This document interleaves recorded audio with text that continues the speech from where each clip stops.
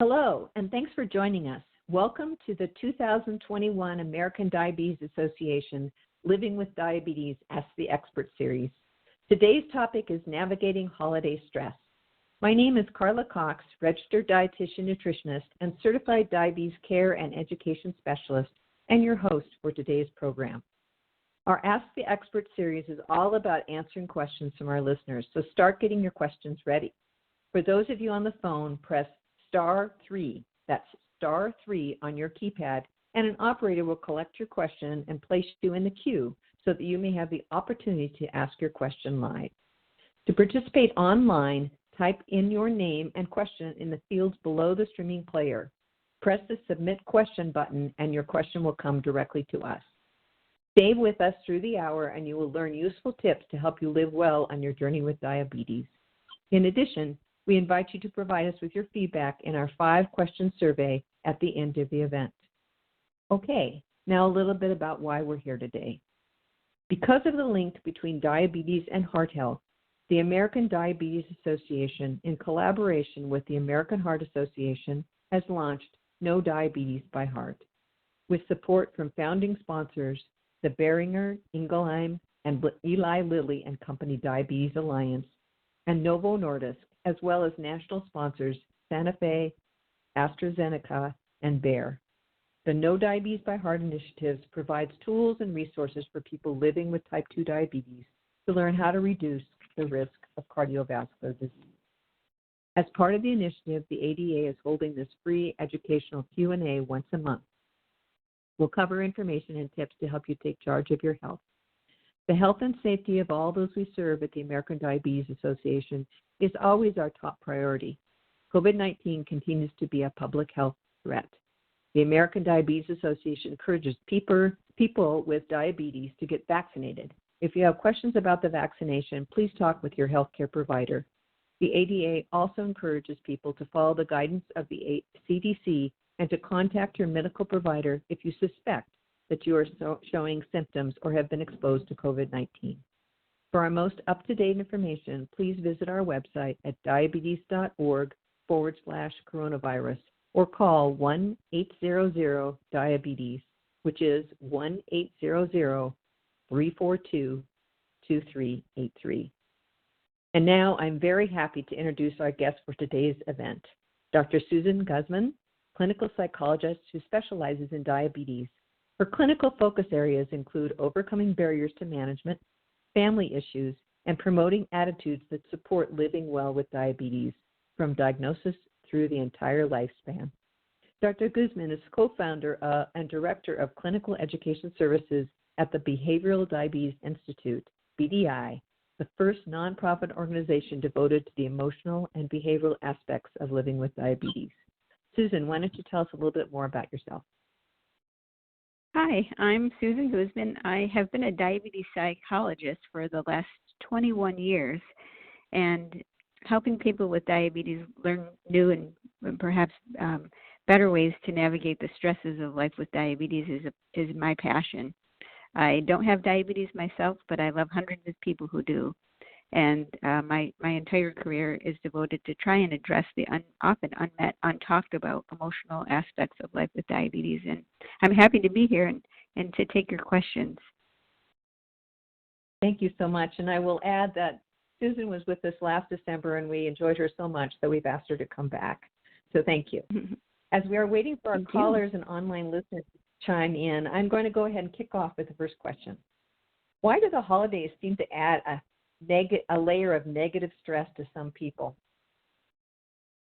Well, I think it's important to first remember why we even care about stress in diabetes. So, that stress can wreak havoc on your hormones, and that release of stress hormones like cortisol can lead to spikes in blood glucose. And that's true whether you have diabetes or not.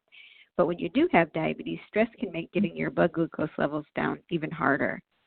And then also, stress has an indirect effect on your diabetes. So stress can lead to the backburnering of diabetes management. So, it's harder to focus on the things that maybe when you're not stressed, you'd make time for, like exercise and meal planning and all of the other tasks involved in diabetes management. But also stress can lead to more snacking, cravings for comfort food, often those things that, that are high in carbohydrate and fat and sodium, all the things that may be part of a diabetes plan you try to moderate. It can also lead to poor sleep. That also can show up in your diabetes health. So that's why we care about stress in general. But around the holidays, there's 3 common holiday stressors that I often hear about. One is there's too much to do and so little time. And for those of you listeners who are still working, oftentimes there's end of the year deadlines and things like that. So in addition to, sort of holiday stress in general, it's often a very busy time at work as well. So it leads to that too much to do, so little time. And the second one is that there's carbs everywhere. It's just incredible how much we celebrate the holidays with foods that when we're trying to work hard on healthy eating in moderation, it's very hard to do when it's everywhere. And the other thing that I often hear a lot about is stressful family interactions, or otherwise known as the diabetes police, and that can lead to some pretty tough feelings for people with diabetes. Great, thank you. I want to follow up with a question. So if we feel like we're overwhelmed time-wise, so like there's just too much to do you have some suggestions for maybe sorting through and kind of setting out, okay, I need to do this, this, and this? I mean, is that something that would be helpful? I think that, setting priorities is probably key to it. And unfortunately, when you don't stop and think about it, everything feels like a priority. And so taking a moment to even get out a pen and paper and sit down and just sort of do what we call a brain dump. Get everything out that's on your list, and then really decide what has to be done today and to help you prioritize. And the other thing to remember is that you can't be all things to all people all the time. And so you need to decide which things and activities are most important. Remembering that, diabetes does require some time and energy. And so it's okay to say no to some of the things that may be on your list. Saying no is an important self-care action, actually. So and then, the other idea is like once you prioritize, to take a few minutes, even when you're super busy, to slow down and breathe. Even a few minutes where you can quiet yourself, just sit and take some deep and slow breaths to bring your mind back to this present moment can help make a big difference with stress. Great, thank you. So we have an online question, and that is, Lee is concerned about low blood sugar at night. Can that add to stress, and what should he do? Being worried about hypoglycemia, whether at night or during the day, is a big cause of stress for people, especially if you're on insulin. And a lot of times people have this sensation that or the feeling that they can never be safe from hypoglycemia. And then if you're worried that you can't be safe, that's a time when you really want to talk to your healthcare professional about perhaps making adjustments to your medication to really explore your specific concerns and to help you identify new strategies to help you be safe and feel safe from hypoglycemia. Great, thank you. And remember that our topic today is navigating holiday stress. So please put in the questions that are most appropriate for that topic. Thanks. So we have a couple questions in here that you and I might chat about together. So this one is coming in from Mary from Maine. Mary, what is your question? Hi. Thank you for taking my question.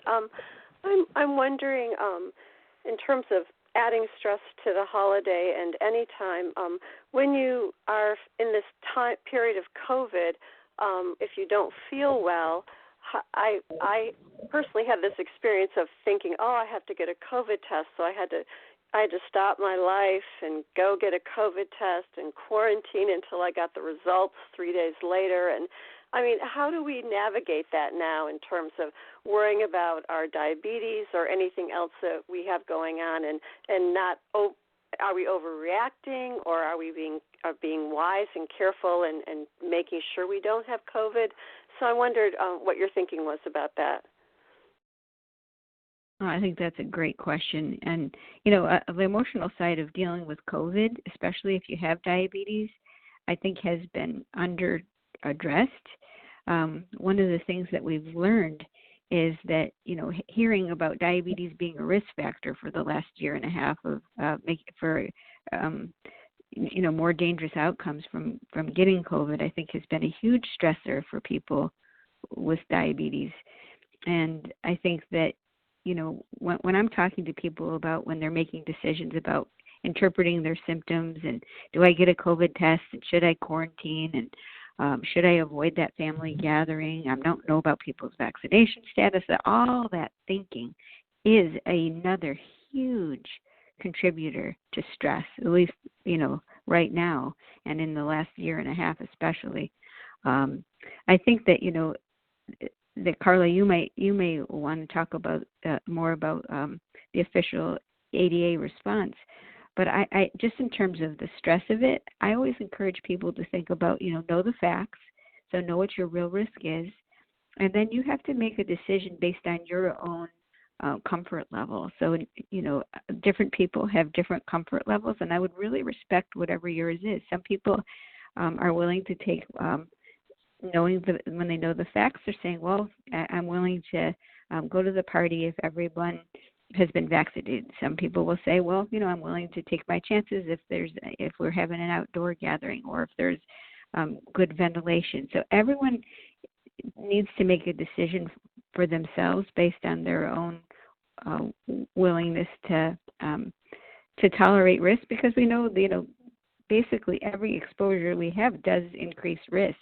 But that doesn't mean that you should live your life and, walled off in a room.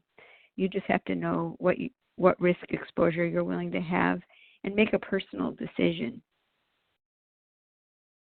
Yeah, that's really good advice. I think about every day when I drive my car. It's icy on our roads right now, and I'm making a decision. I mean, it's riskier than it is when the roads are dry, but I'm making a decision. I'm a good driver. I've got good tires.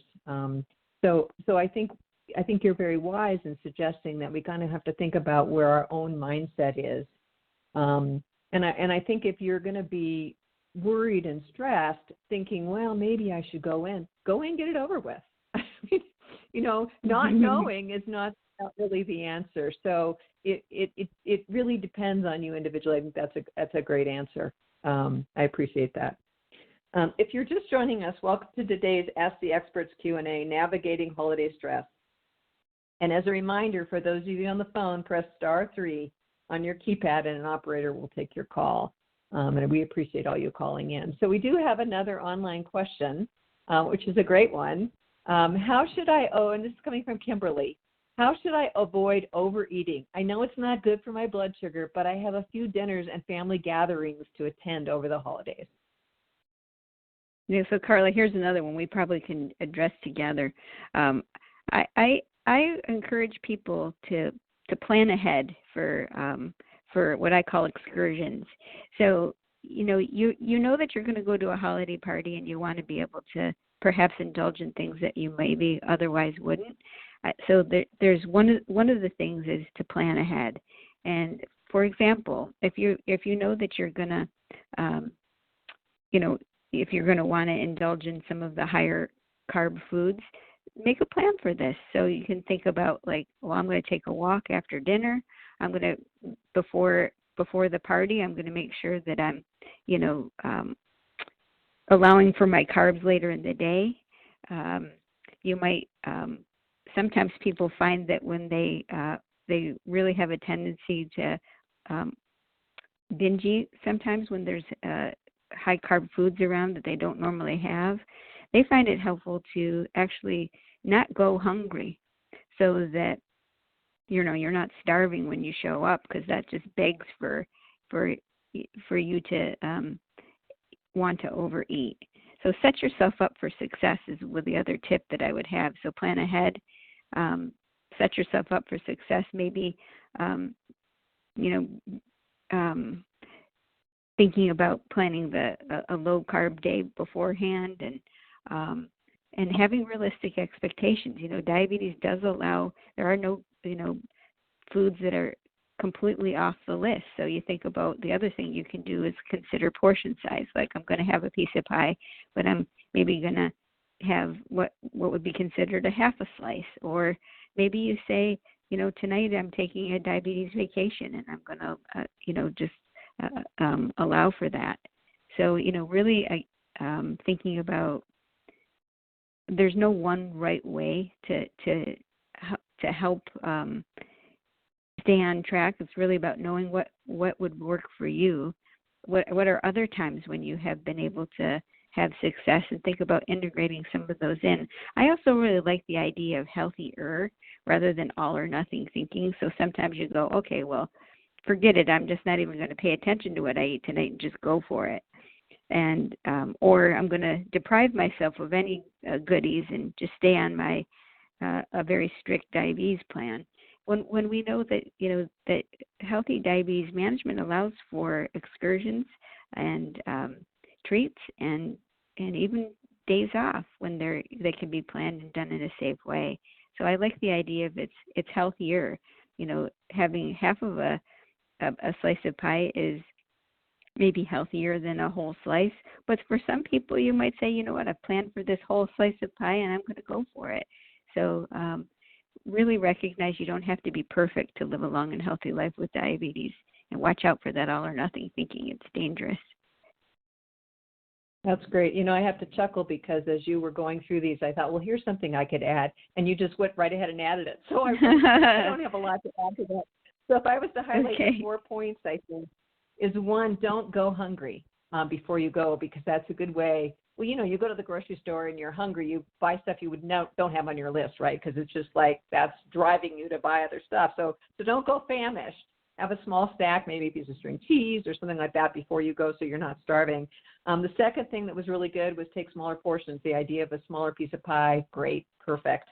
The third thing you talked, this is one addition, is just use one plate. So don't go back and get seconds. Most of us don't need to eat seconds. So think about, okay, this is what's offered right now. What do I really want? And put those things on your plate, and then try not to go back. Have a hot cup of tea or something while you're waiting for other people to finish. And the fourth one is, in fact, that's even a call-in question that I'll follow up with, but it's talking about dessert. Is it okay to have dessert on the holidays? So with that, we are going to have Denise on the line. Denise, you are live. Yes. My husband was recently diagnosed with diabetes, and with the holidays coming up, he feels like he can't have anything, that everything's been taken away. Yeah, that's really hard, and unfortunately, that's still often a way that diabetes is talked about. That you have to live a life of restriction, and never allow for treats, and that's simply not true. That there really aren't any good or bad foods with diabetes. It's all about amount and timing and knowing what your body can handle, and making choices about what's safe for you and when. So there's no one answer, but except to say that taking foods completely off the list is unnecessary. That he can have dessert, but for some people they say it's easier for me to just sort of like some people say, if I'm trying to avoid sweets altogether, if I try to moderate, I just can't. So it's easier for them to sort of do that. I'm going to draw a hard line at desserts, but that's a personal choice. So again, it's all about making choices, knowing your diabetes, what's important to you, because while we want you to have the best blood sugars possible, we also want you to have a life. So it's really finding that balance for your individual needs, or in your case, your husband's individual needs. That's great. So here's another online question I like. It comes from Madison. How can I support my family members with diabetes without becoming the diabetes police over the holidays? I worry to see them not managing their diabetes, but I don't want to overstep. That is a great question, and my dad had diabetes, and I unfortunately sometimes would lean towards becoming the diabetes police at holiday parties. And I can tell you, while it's stressful for you to know that perhaps they're eating things that you consider dangerous for them, it's not helpful for anyone to have their behavior policed. And when we actually don't really know, maybe that person planned ahead and allowed for carbs, by budgeting what they had earlier in the day. So what you can do to support the person is ask what you can do to be helpful. I find that that's probably the best tip for any support giver, is to ask, what can I do to help support you? And they might say, actually, don't say anything to me this whole night, because I've planned this as a diabetes vacation. And that's what you could do to be helpful. Some people will say, like, maybe you could have a lower carb dessert available. There are some great ones. So that's why it's really best to ask what they might find helpful, because most people don't really want anybody to comment on their behavior, their eating behavior, whether it's safe choice for them or not. And again, with current diabetes management, it's really all about individual choices and balancing, different priorities. Like, I want to be part of this celebration, and I can do that safely. So we often don't know what the other person has done, and so policing their behavior is always unwanted. Yeah, it's really hard to not make suggestions. I work a lot with pediatrics and talk about a challenge when parents are watching their kids do some things that they feel like, oh, please don't do that, and how often should they intervene, particularly around the holidays with all the goodies that are out there, and Halloween's another challenge, right? Yeah, you have a question it's coming hard. Yeah, it is. It's a challenge for everyone, but it's particularly when you throw in the diabetes piece is a part of it too. So we have a question coming in from Jonah. Jonah, you are on the line. Hello? Hi, Jonah. Hi. Did you have a question? Yeah. Yes, I didn't hear my name first. I had a question about, I've got all the shots. I'm disabled, and I got all those shots, the booster and everything. But how do you? I tend to get stressed when people get stressed or are stressed out by me being in a restaurant, or my being in having to get out of the rain or something. I have all the shots, but I'm asking about how does one react to not let your stress go up when other people are stressing out about what you're doing. Mm-hmm. Yeah, in fact, that's one of the more common items when people will talk about diabetes distress. One of the things that they'll often report is that I feel like people are overly worried about me and my diabetes or my other health conditions. And how do you not get stressed out by that? And that kind of goes back to what we were previously talking about, is that, when one of the things that caregivers need to learn how to do is to ask what would be supportive. And when they haven't asked, because, obviously they're stressing out about you, and you didn't say that they don't need to, you might have to have an uncomfortable conversation, because it's okay for you to say, that's not helpful to me. It's very hard to do, I understand, but it can be very important for you to know and feel that you can say what your needs are. And if your needs are not to be overly worried about, I would speak up, and especially for the people in your life who you think that really could hear you, and tell them how that makes you feel. Say, I recognize that you're worrying about me. It's coming from a good place, but I need you to know that actually stresses me out, and I don't find it helpful. But be ready to offer a suggestion because our helpers often want, they want to help. So give them something to do instead. So instead of overly fawning on me or overly worrying about me. This is what you can do instead, and give them a tip about how they can respond instead. So for my dad, when I would police his behavior, and he pointed out to me that wasn't helpful, I said, "Okay, Dad, I won't comment on your eating anymore, but can you tell me what I can do?" And he said, "Well, it would be helpful if you congratulated me on taking my medication." He goes, you had asked me about talking to my doctor about getting on medication, and I did, and I'm really proud of how I take them every day. And why don't you ask me how I'm doing with my medication, and then make sure that you congratulate me when I answer. So I thought that was a pretty amazing answer, actually, because it would have never occurred to me to congratulate my dad for taking his medication or even ask how he's doing with it. And so, a lot of times our helpers, they're acting out of a place of love and concern, but the problem is it's not helpful. And so we need to learn, we as caregivers, how to offer help that you're actually finding helpful.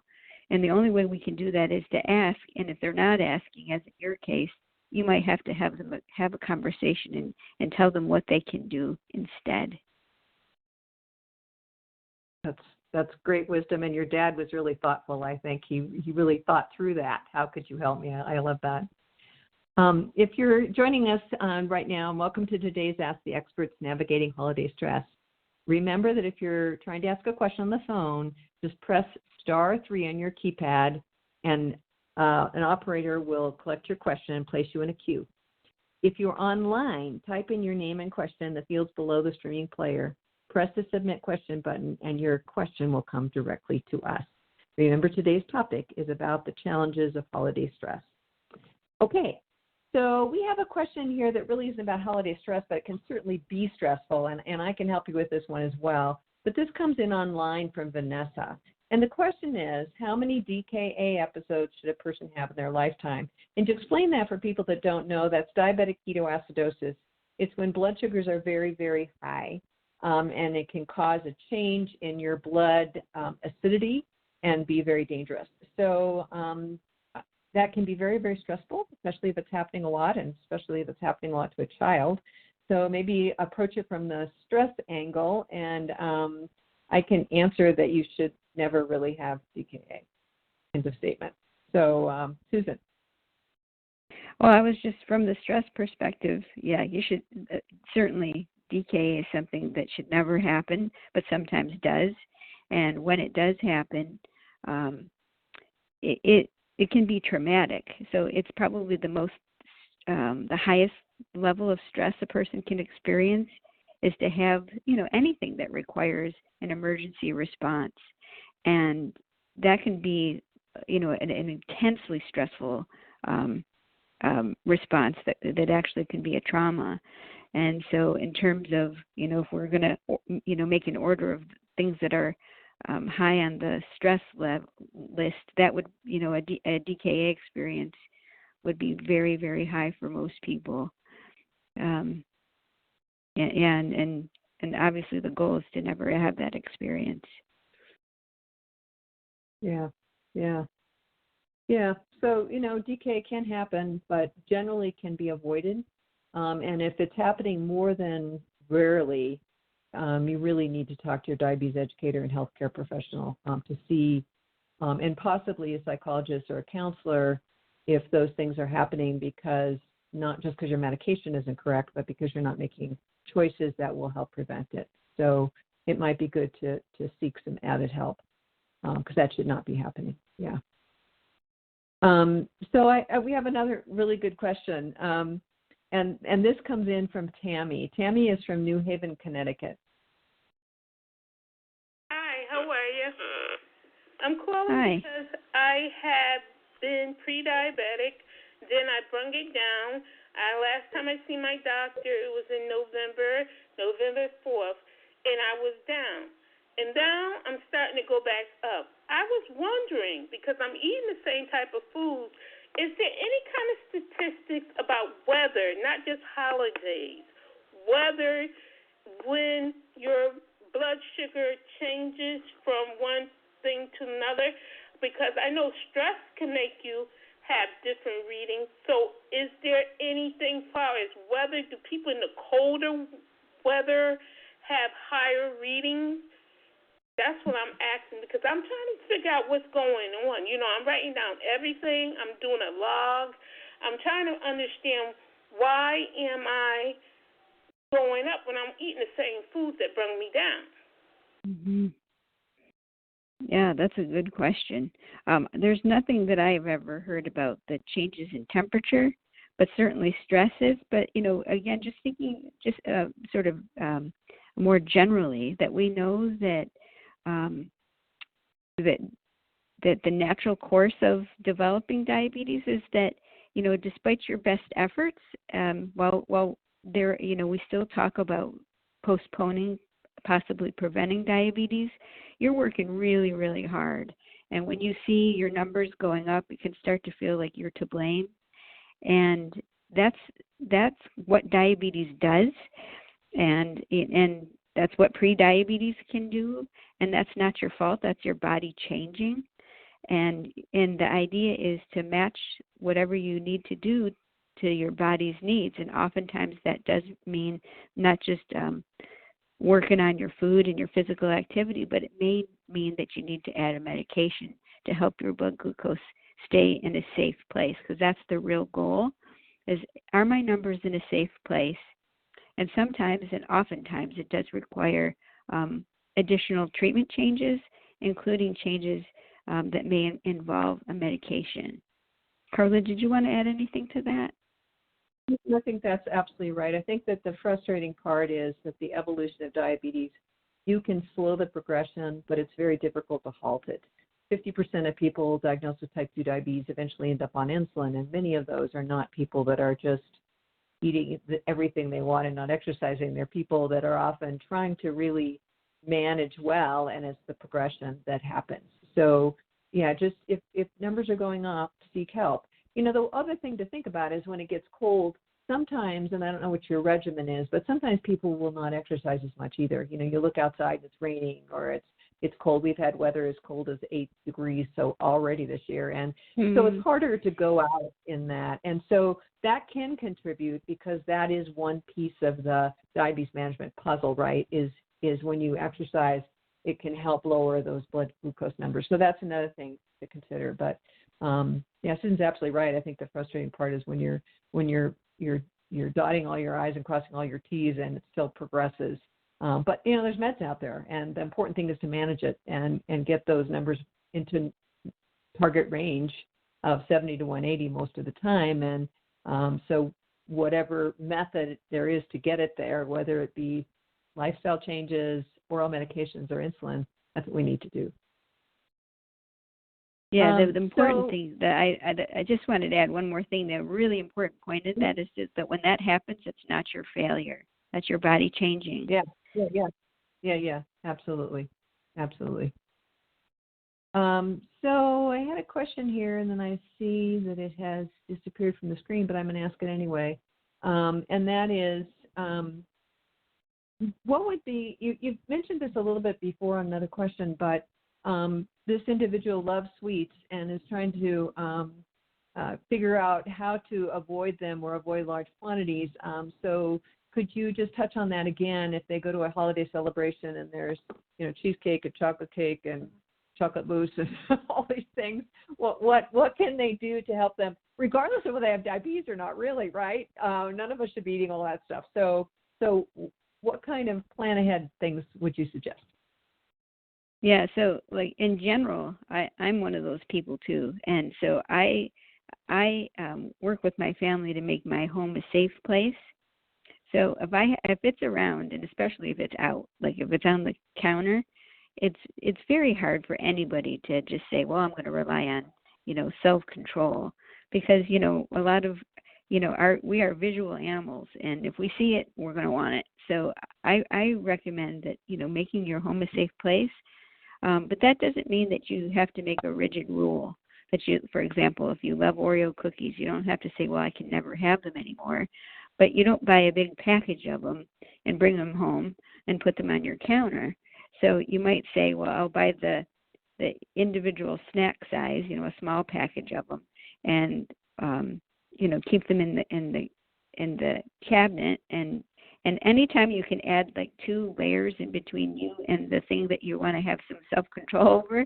So, for example, having it in a package, in the cabinet that's tucked behind some other stuff, so that I have to actually really reach in there and get it.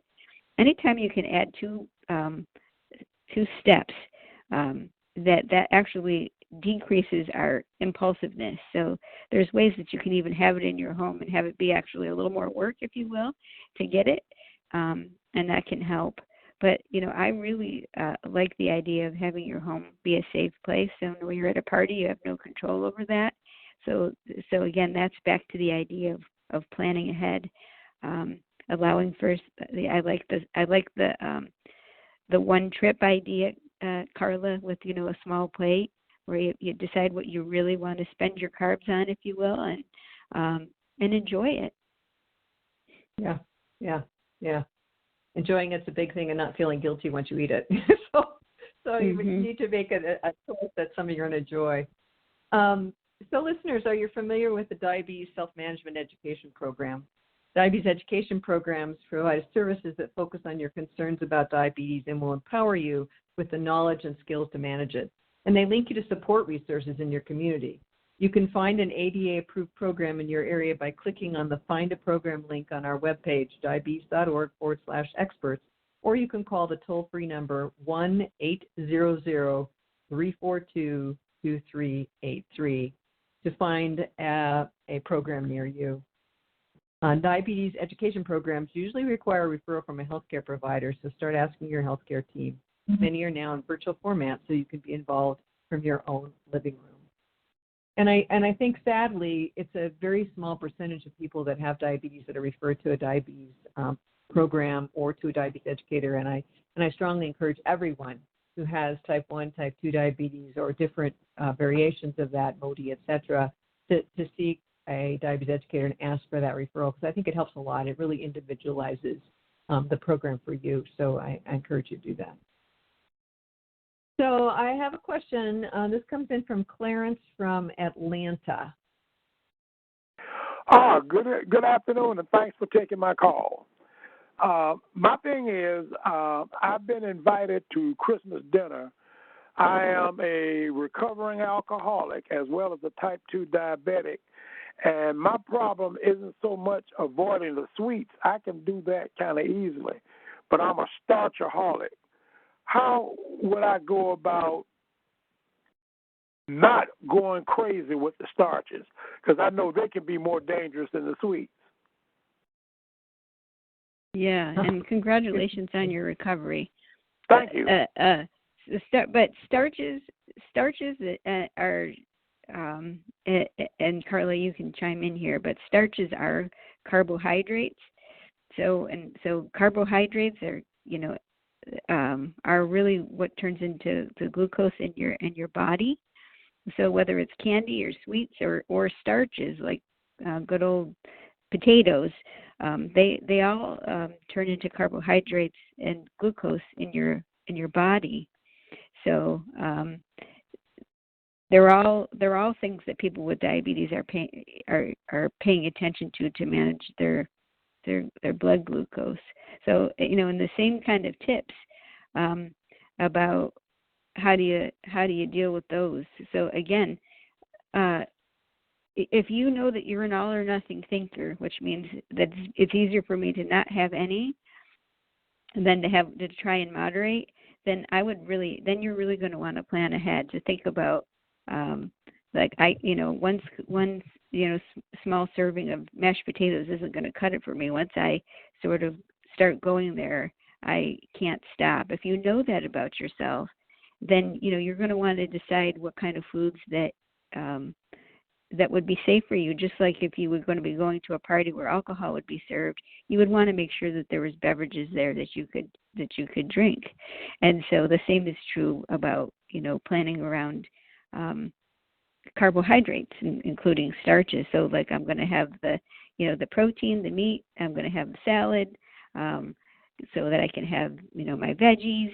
But maybe for you, once you start on carbohydrates, that's it's again knowing what your individual needs are.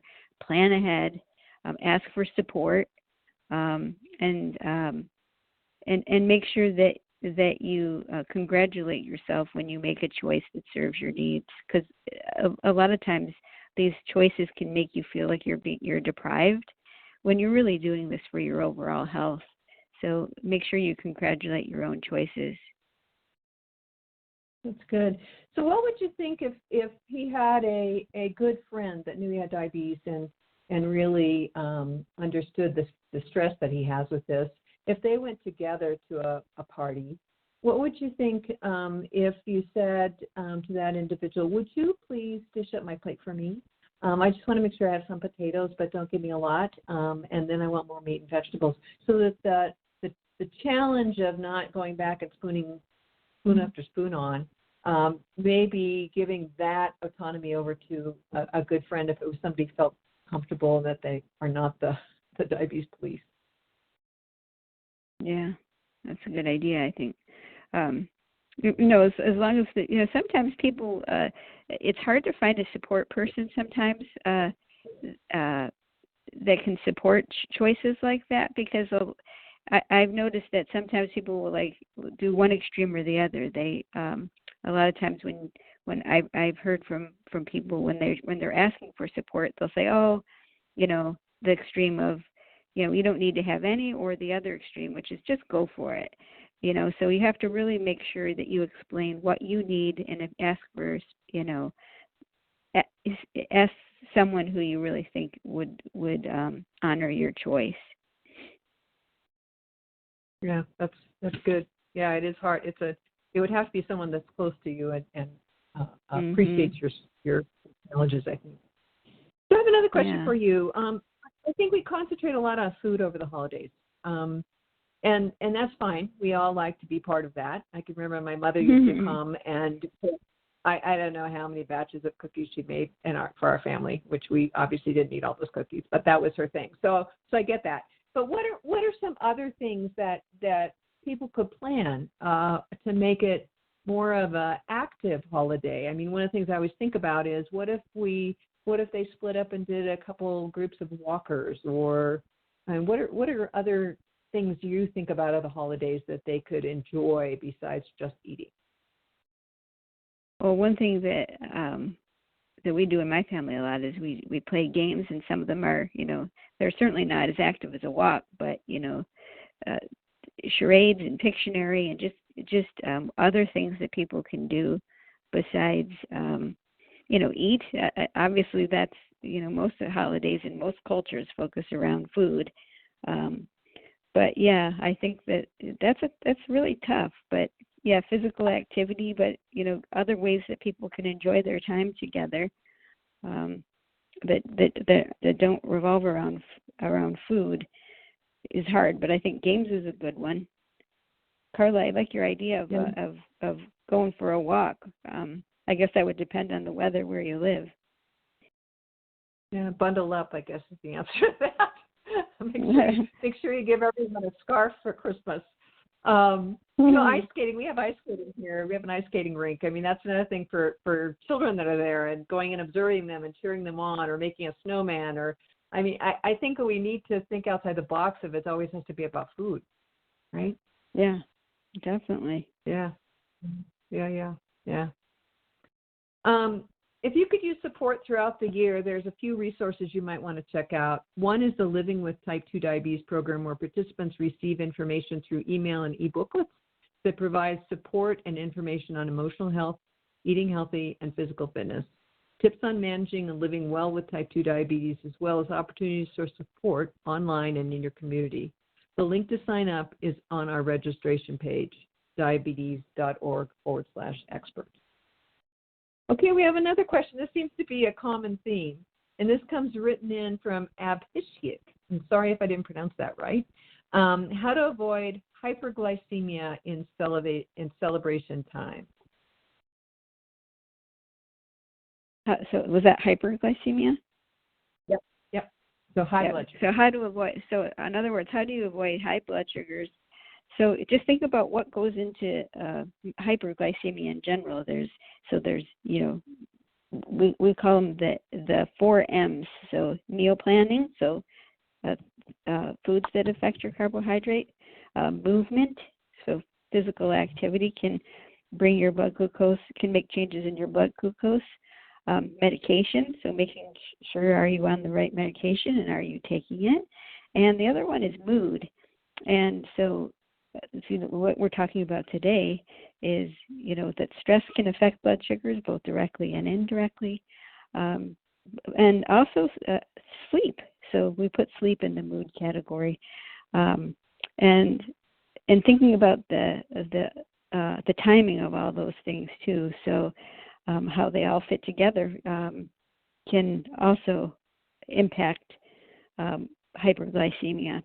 So those are the things that we'd want to focus on, and all of them or one of them might be enough to help you avoid hyperglycemia. So focusing on your stress, working on making sure that you get in some movement, making sure that you prioritize. I think about, like, if you were to make a list of all the self-care activities that go into managing diabetes, you want to pick the ones that really matter for you. So you might say, well, part of my diabetes plan that really helps me is, like, I take a morning walk. But when I'm stressed out, or when I'm traveling, or when I'm busy, sometimes I don't keep that as a self-care activity that I just commit to. I tend to negotiate with that one. And so what I would suggest is thinking about what are the key of all the lists of all the M's that show up in your diabetes management.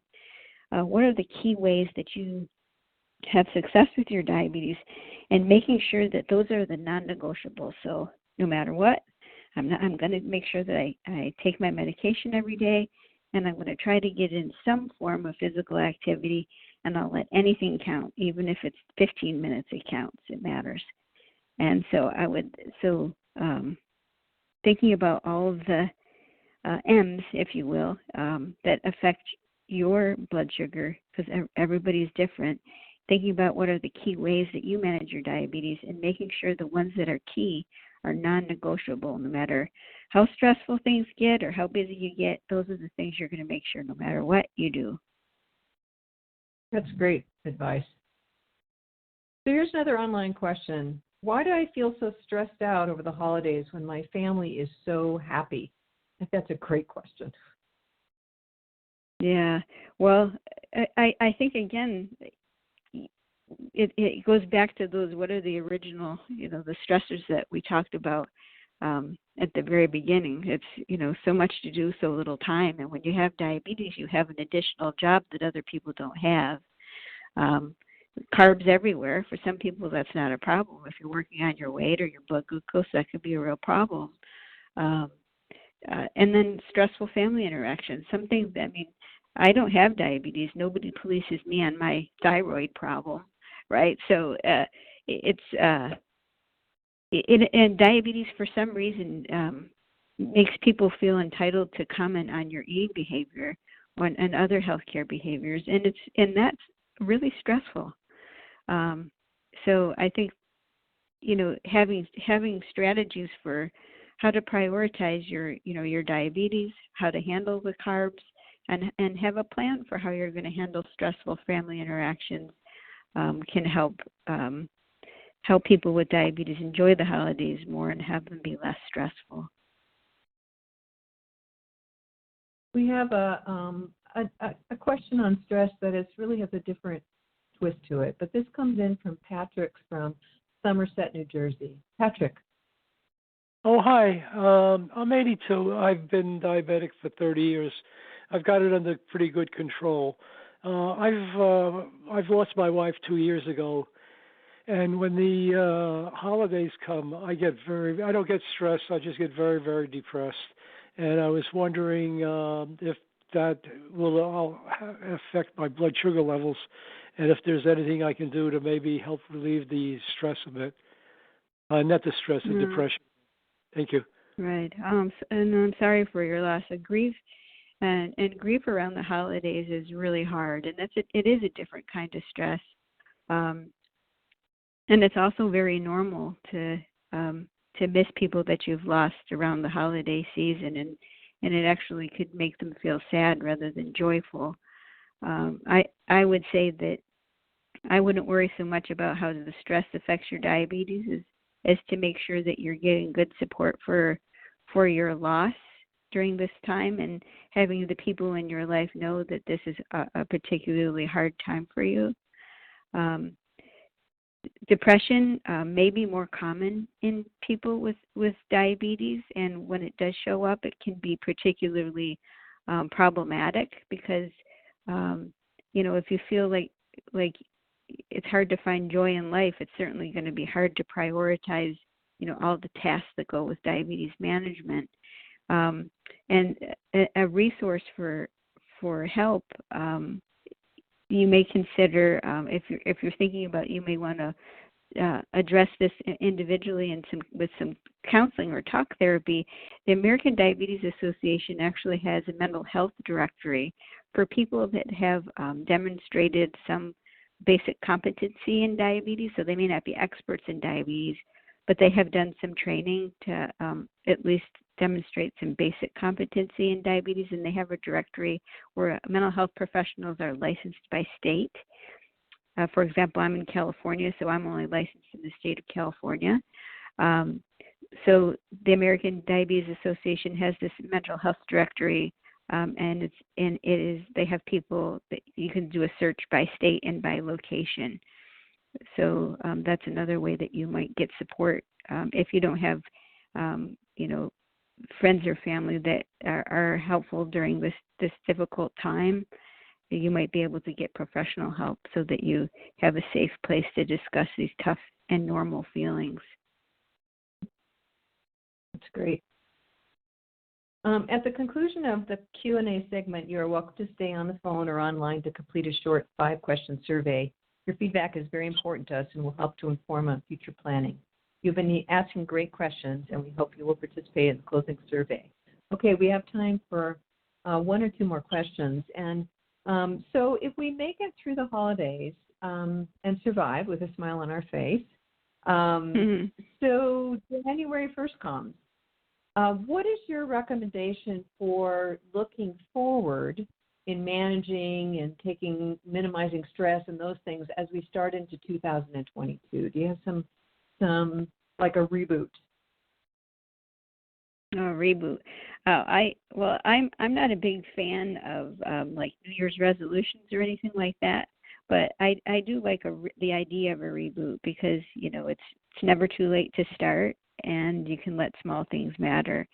So I like to start when I'm thinking about that type of that Carla, that idea of a reboot is to think about what really matters to you, and you start with that. What really matters to you, and then you once you have a vision of that, then you think about how is diabetes getting in the way of that, and then coming up with a plan. So you could say, well, I'm kind of tired because my blood sugars have been kind of high, and I'm feeling kind of not in shape, and so I'd really like to be able to be more active with my family because that's really important to me. Well, that might feel like a long ways away, but if we think about that as the destination on your GPS, and you start with where you're at right now, and you take that first step, and that first step closer towards your goal of what really matters to you, and thinking about what might get in my way and problem solving your obstacles. And again, that's where the role of a good diabetes care and education specialist or sometimes a mental health professional can really help you work through your obstacles and continue with action planning one step at a time to get you closer to where you really would like to be in your life with diabetes. Oh, great. Thank you so much. This wraps up our last question for the session. A few items before we close for today. Susan, can you give us 3 key takeaway points you want to make sure our listeners take home from today's discussion? Well, I think one is just that if you're stressed around the holidays, guess what? You're normal. that it's okay to not be it's okay to not be okay during this time. It's stressful, and I think that, as one of our callers shared, especially during the pandemic, there's a whole other layer of stress, especially for people with diabetes. And so it's okay to not be okay. You're normal if you're stressed. The second thing is to remember that you don't have to be perfect to have well-managed diabetes, and you're allowed to have excursions and have fun and allow for treats. So that's you're allowed to make choices that serve you not only for your blood glucose, but what helps you feel included in part and have a life with diabetes. That's the real goal. And I guess the third one would be that, you matter. So, speaking up, as one of our callers, maybe has to have a tough conversation with some family members about, being overly worried about him and how that's not helpful. You matter in making choices that serve not only your diabetes needs, but your needs for being included and being part. So that would probably be my third takeaway. You matter. Great. That's good. Consider staying online or on the phone to complete a short 5-question survey. We want to hear from all of you and hope you will take a few minutes to provide us with your useful feedback. To help you feel confident about your ability to manage your diabetes and heart health, we encourage you and your loved ones to talk to your doctor and dietitian, diabetes educator about your risk. Go to knowdiabetesbyheart.org and learn more. Register for our next event at diabetes.org/experts. Sign up for diabetes education near you, and sign up for the ADA's free Living with Type 2 Diabetes program. Links to these resources can be found on our registration page, diabetes.org/experts. Thank you for all the great questions you've called in and wrote in with. We are sorry we were unable to get to everything. If you have questions about the event, you're welcome to contact us at askASKADA@diabetes.org or by calling 1-800-342-2383. Thriving with Diabetes takes a village, and we're here to support you. Special thanks to Susan Guzman. I am Carla Cox, and on behalf of the ADA team, we want to thank you for joining us today, and we look forward to connecting with you at our next Ask the Experts event, January 11, organizing the Diabetes To-Do List, and February 8, Keeping Your Heart Healthy. Watch for the all-new 2022 list of topics coming up. And now please stay on the line for our short survey.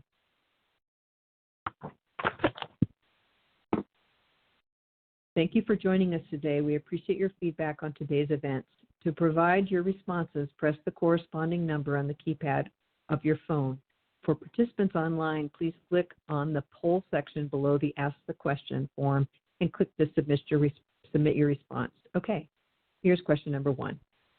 Overall, how satisfied were you with today's event, Navigating Holiday Stress? Use a scale from 1 to 5, with 1 being not at all satisfied and 5 being very satisfied. So press 1, not satisfied. Press 2 for somewhat dissatisfied. Press 3 for neither satisfied or dissatisfied. Press 4 for somewhat satisfied, and press 5 for very satisfied. Again, the question, overall, how satisfied were you with today's event, Navigating Holiday Stress? Use a scale from 1 to 5, with 1 being not at all satisfied and 5 being very satisfied. While we take a moment for the next question to come up, I'd like to remind you about one of our programs supporting people living with diabetes. I'd like to draw your attention to a resource ADA has for diabetes-friendly recipes called Diabetes Food Hub. And if you haven't checked it out, you should. Go to diabetesfoodhub.org to find and search for recipes to try, learn about nutrition, and sign up for a newsletter to receive regular tips for managing your diabetes with food.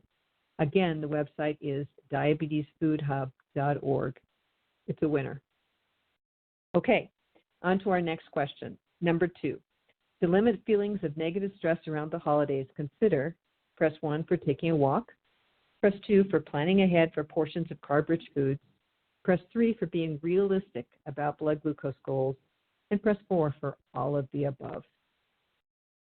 I'll repeat that question. Number 2, to limit feelings of negative stress around the holidays, consider press 1 for taking a walk, press 2 for planning ahead for portions of carb-rich foods, press 3 for being realistic about blood glucose goals, and press 4 for all of the above. Before we go on to question 3,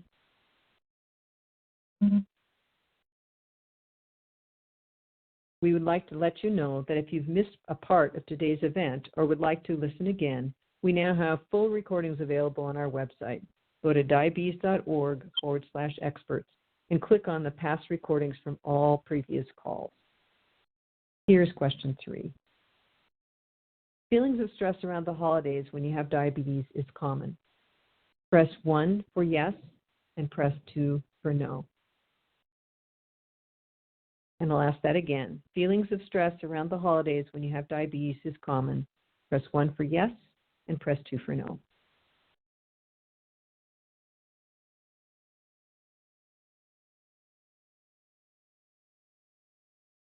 Before we move on to our next question, we would like to remind you again that our next Ask the Experts Q&A event is January 11th, Getting Started, Managing Your To-Do List. Learn how to organize your appointments and tasks to help you manage your diabetes. To register, go to diabetes.org/experts or contact 1-800-342-2383. That's 1-800-342-2383. Okay, now to press on to question 4. As a result of this event, how likely are you to schedule a visit with your healthcare provider to talk about the link between heart disease and diabetes? Press 1 for not likely, press 2 for somewhat likely, and press 3 for very likely. Again, question number 4. As a result of this event, how likely are you to schedule a visit with your healthcare provider to talk about the link between heart disease and diabetes? Press 1 for not likely, press 2 for somewhat likely, and press 3 for very likely.